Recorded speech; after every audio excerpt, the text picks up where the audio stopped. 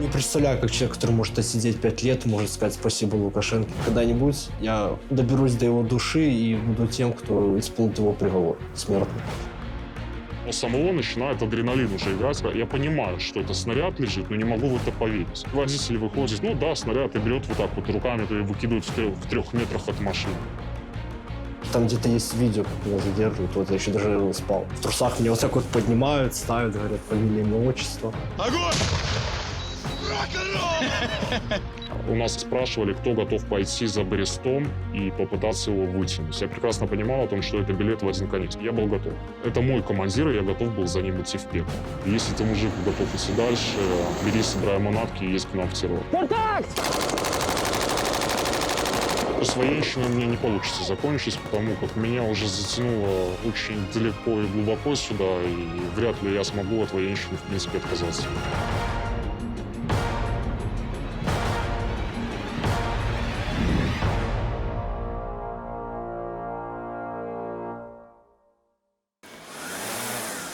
Вот.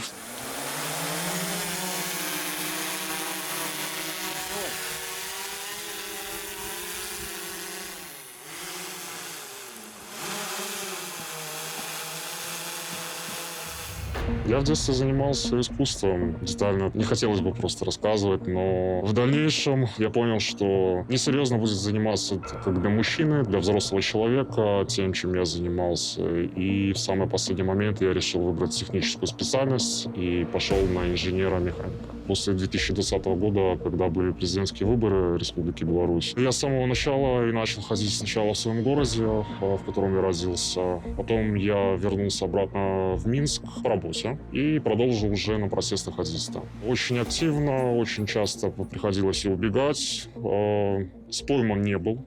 Но в один прекрасный момент, когда у нас на районе началась зачистка, и когда начали садить моих соседей, потому что запахло жареным, и я решил, что пора валить из страны. Уходи! Уходи! Уходи! Спасибо. Отвечаю вам на этот вопрос. Можете еще покричать. Моя деятельность еще началась в 2020 году, когда произошли митинги. Я участвовал в протестах в городе Гомеле и рисовал уже граффити в своем городе, в котором я жил, Бачиба-Флаги. Вот. А сел я в тюрьму за 22 год, когда началась война.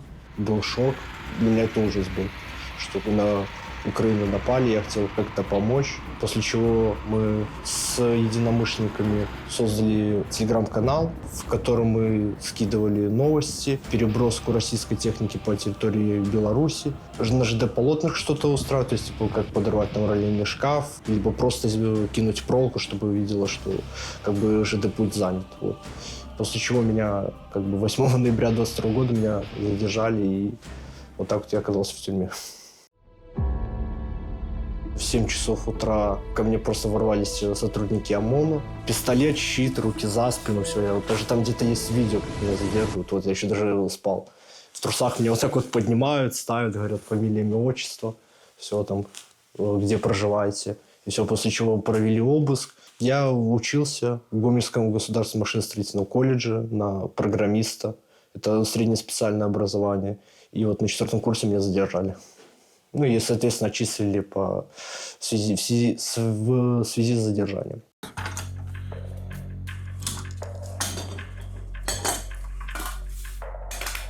Было мероприятие в Кракове, собирались белорусские наши активисты. Я приехал туда на мероприятие, познакомился тоже с волонтерами, и они мне подсказали, помогли найти жилье в самом Кракове. Работу, да, они что-то подсказывали, но работу я нашел самостоятельно. И когда началась война, буквально через месяц я собрался с мыслями, я принял решение, что поеду сюда, я должен быть здесь, мое место здесь.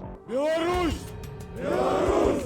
Мать моя родима! Мать моя родима! Клянусь вызволять и боронить тебя! В марте месяце я приехал практически с самого начала. Когда прошел месяц моего обучения, нам сказали, что мы едем на первую задачу.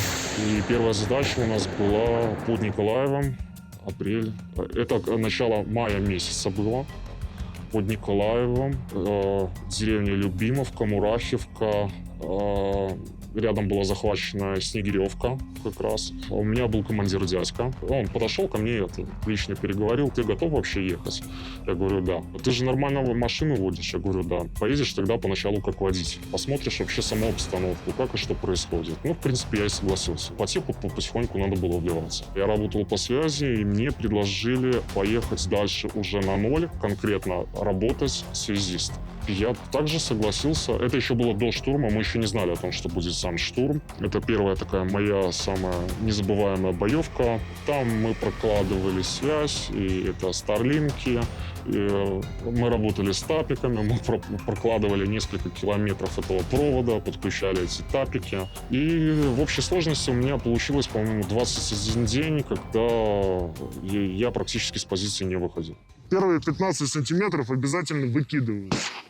То есть отрезаются, выкидываются. Почему? Потому что порох может высыпаться. И могут быть такие тоже моменты, как прострел. Прострел — это когда, то есть, огнепроводный шнур горит сантиметр в секунду. Прострел — это может 15 сантиметров сгореть за секунду. Создание руководства экстремистским формированием, иное содействие экстремистской деятельности и иное содействие экстремистской деятельности, совершенное повторно. Запросили 4 года, но дали 3,5. Находился в исправительной колонии номер 1 на города Новополоцк, КК номер 1. 5 месяцев я не отсидел.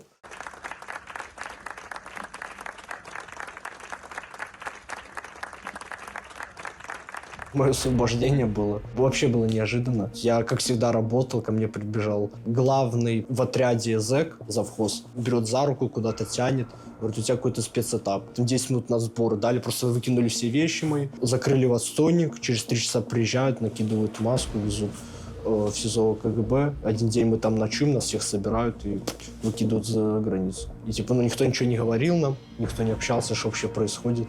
То есть, когда я спросил у них, где я вообще нахожусь, мне сказали, что тебе знать не нужно, где ты находишься. Все. Про Тихановского я знал уже на этапе, когда нас передавали. То есть они начали делать перекличку, и мы услышали его фамилию и голос. После чего они передали, подошли американцы, сказали, что типа вы свободны, сейчас мы повезем вас в Литву, в посольство, американское посольство, типа все будет с вами нормально, все. И вывезли в Литву. Я думаю, мой самый сложный бой еще ждет меня. Самый сложный бой — это тот, с которым я умру.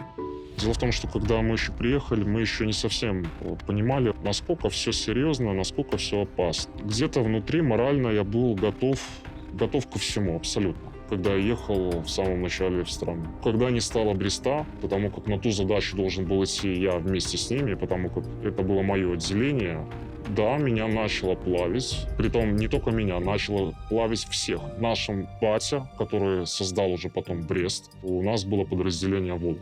У нас спрашивали, кто готов пойти за Брестом и попытаться его вытянуть. Я прекрасно понимал о том, что это билет в один конец практически. Я был готов. Я был готов, потому что это мой командир, и я готов был за ним идти в пекло.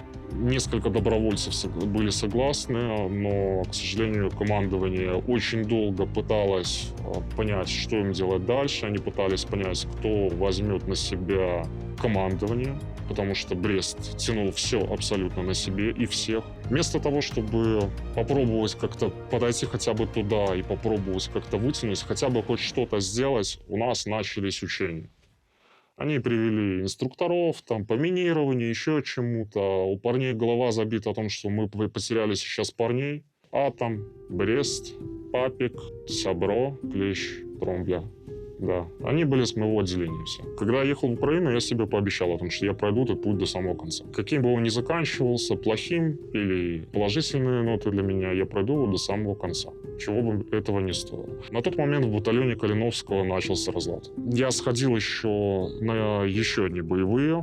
Я тогда переквалифицировался в оператора ПТРК. Был еще один штурм у нас в Запорожье. Любимое Гуляй-Поле. И после этого, когда у нас отношения, скажем так, начали совсем накаливаться, то было принято решение уходить оттуда. Но хотя я прекрасно понимал о том, что рано или поздно я все равно вернусь. Где-то в сентябре месяце я уволился с батальона Калиновского, я уехал в Польшу, пожил там полгода, и где-то уже на второй месяц моего уезда в Польшу я понял, что я не могу там находиться, мое место в Украине.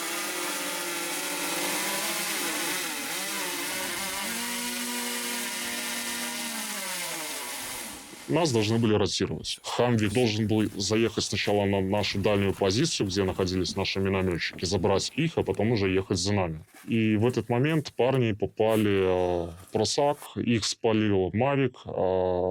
Когда они начали грузиться, в них прилетела FPV-шка, она прилетела прямо в лобовое в Хамви. Половина нашей группы было принято решение, что они пошли помочь нашим парням, попробовать их вытянуть, мало ли что. А часть приехала еще одна машина, загрузилась в Хамви и должна была уехать. Водитель начал выезжать, давать заднюю с того места, с этой точки. Я на тот момент сидел в Кунге и обратил внимание, что сверху от нас, где-то в 100 метрах, летит FPV-шка. И она летит прямо в нас.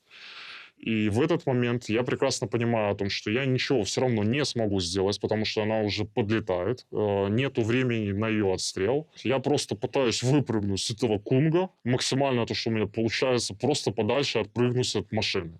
Потому что я прекрасно понимаю, что автомобиль – это приоритетная цель. Побратим, который рядом со мной сидел, у него была помпа, он начал отстреливаться, он не попал, и что у него получилось? Он рядышком возле Хамви упал прямо возле колес. И эта FPV-шка влетела прямо в нас, в Кунг, в то место, где мы сидели.